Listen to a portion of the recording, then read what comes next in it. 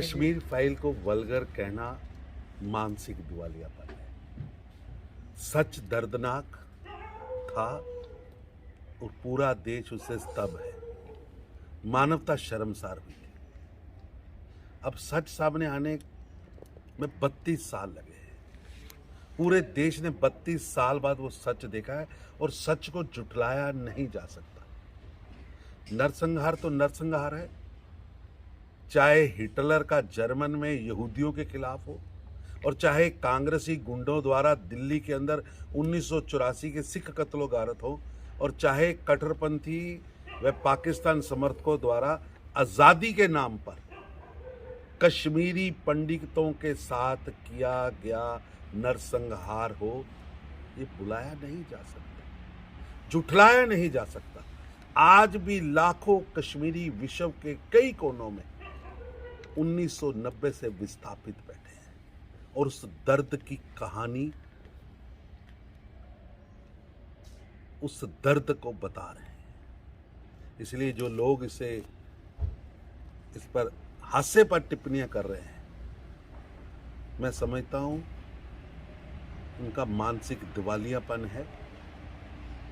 भारत की जनता और विश्व की जनता सच जानती है। नेहरू गांधी परिवार ने पूरी कांग्रेस पार्टी को अपनी कैद में रखा, अपनी गिरफ्त में रखा। जिन्होंने नेहरू गांधी परिवार को महामंडित करने के लिए दर्जनों अवार्डों का नाम, एयरपोर्ट्स का नाम, इंस्टीट्यूशन का नाम केवल गांधी व नेहरू परिवार के आसपास चलाया हो और दशकों तक कांग्रेस पार्टी पर कब्जा रखा हो, उनके मुंह से पार्टी के अंदर लोकतंत्र की बात समझ नहीं आती। राहुल गांधी जी, आपने 2019 में इस्तीफा दिया था।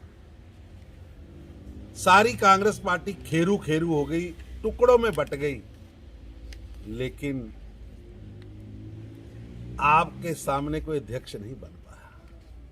इतना कब्जा कि बीमार श्रीमती सोनिया गांधी जी अध्यक्ष रही, लेकिन आप के परिवार के बाहर अभी भी नाम का जो चुनाव आपने कराया, उसमें भी समझ आया अपनों में अपना, चमचों में भी महाचमचा ढूंढकर परिक्रमावादियों को आपने आगे बढ़ाया है। इसलिए लोकतंत्र की बात आपके मुंह से जचती नहीं। भारतीय जनता पार्टी लोकतांत्रिक पार्टी है और देश के अंदर जीरो टॉलरेंस ऑन करप्शन पर हमने काम किया है। 8.5 साल हमारी सरकार को हो गए, एक भी आरोप नहीं लग पाया। और आप परिवारवाद, वंशवाद, भ्रष्टाचार की इस देश के अंदर कोई जननी मानी जाती है तो कांग्रेस मानी जाती है। इसके अंदर कांग्रेस ने वोट बैंक की राजनीति की जन्म दिया है और उसी राजनीतिक वोट बैंक के अकाउंट में से निकलकर ओवैसी साहब और AIMM बनी। लगातार देश को ब्लैकमेल करना, डराना, भय का वातावरण पैदा करना, हम हमेशा ही उसके विरोधी रहे हैं। भाजपा राष्ट्रवाद और भारतीय संस्कृति के उत्थान के लिए काम कर रही है और हमारा लक्ष्य बड़ा सीधा है, इस देश को, अपने भारत को गरीबी मुक्त करना।